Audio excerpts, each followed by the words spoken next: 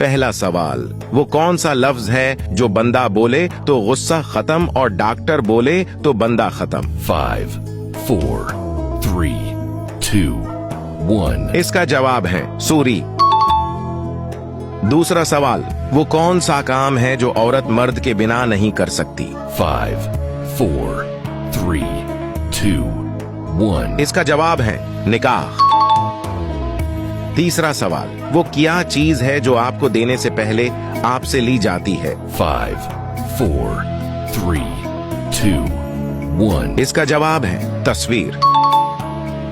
चौथा सवाल, वो क्या चीज है जो रात को सफेद, सुबह को सब्ज और दोपहर को काली हो जाती है? 5, 4, 3, 2, 1. इसका जवाब है बिल्ली की आंखें।